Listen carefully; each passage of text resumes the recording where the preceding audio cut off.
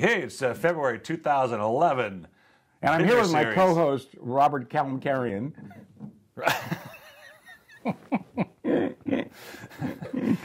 Hey, I have a Mark Kalmkarian, a David Kalmkarian, a Jerry Kalmkarian, my dad's cousin, who's now reconnected. So, there's only one Ed Massiana, and don't you forget it. All right, thank you. Can we go to the wine? This is slightly sweet, so you want to do it first? Sure. Okay. Because they don't care. They don't care. This is slightly sweet. Sweet. When was the last time, this is a question, a trivia question, that we did a wine from Temecula? Never.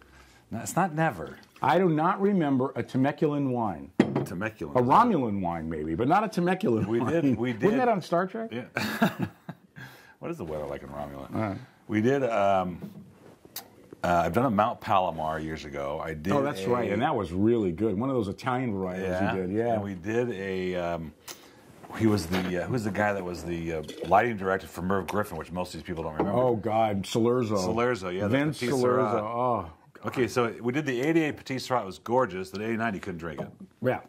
Which is Temecula. Yeah, right? It's Well, these guys have really, I think, upgraded the entire area because the wines are delicious. I mean, they're very, very good. And quite honestly, people go to Temecula in Southern California because it's close and they can go there in an hour or two or whatever, depending on where they live.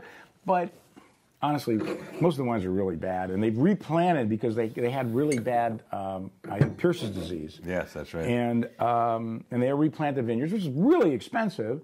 So only the really guys that were well heeled, well oiled, were able to survive, and they decided to, make better wine. How about the spice component in this thing? Well, you can't help it with Gewurz. I mean, Gewurz is a wonderful grape. It really is.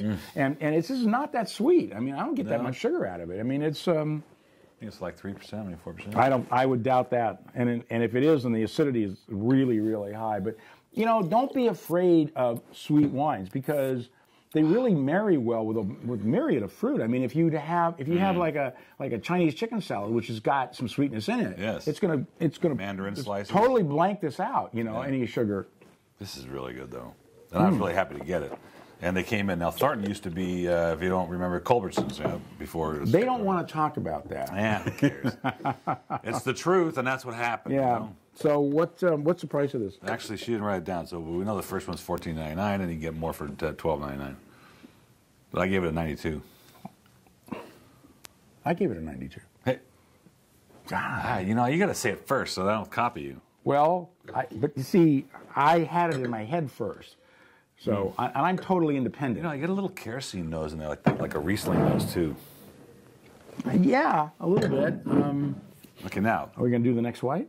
No, we did. I did that last time. God, the problem is he gets sick, he doesn't feel well. You got to retrain him when he comes back. I actually really didn't feel well. I know. We can tell. This is amazing. Did you taste this? I love Pinotage. I am a huge fan of Pinotage. From South Africa, But listen to this. What's the name of this one? Cappuccino-tage. Yeah, I know. Right? I know. Okay. But smell that. Look at it. It's like ink. Of course, it's an 09, which is fairly young, but boy, the spice and the coffee notes in this are just amazing. This is why I chose the wine. Because sometimes that Pinotage that I don't like is that creosote nose. And this is now taking that same creosote and turning it into a coffee. A roasted dark coffee is so... But, I don't like coffee normally in savory dishes. Like these rubs that some of these barbecue guys are doing or add coffee. And to me, it's a little off-putting unless it's really, really subtle. And you go, is there coffee in here? And then there's enough coffee. But this is truly amazing. Isn't that great? It's just delicious. I just freaked over it. And the staff was loving it. And there's another one I just got from Barista, which is an interesting name for Pinotage. And it's actually... has that same coffee character. So I think there's something going on in that part of the world of winemaking, that they're taking that creosote character and venting it so it comes out with this little coffee nuances. There is still a little tinge of the creosote if you really smell it, but so what? I mean, it adds a little more complexity. It's better than when it's dominant in the wine, and this is just absolutely phenomenal. $14.99 for the. It's $19.99 on the shelf, $14.99 for the first one, $14.99 for the first one. $12.99. $12.99 for more. And this is a 94. I'm giving it a 94. I'll give it a 93. 93, and that's and I'll have a cappuccino with that. Would you like a cappuccino with that? Would you like fries with that? Well, you know, that would be. I'm supposed to be doing something in Chicago. Stay. Watch out. Which I canceled, but it was going to be a chocolate pairing with wine, which is difficult to do because you know certainly milk chocolate is difficult, but that with a 65% cacao type chocolate would be really good. That's my opinion. And you're welcome to it. No charge. Okay, tell me about this. Ooh-wee.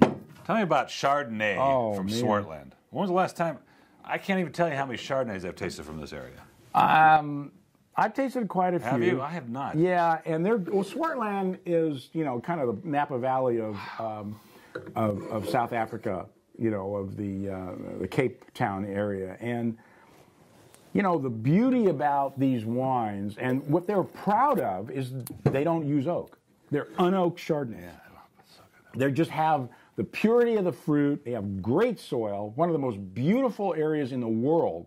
If you visit South Africa, you're not going to believe how gorgeous the wine area is there. It's absolutely amazing. Green apples. It almost has vanilla, even though it's not oaked. That's right. It's just in the grape.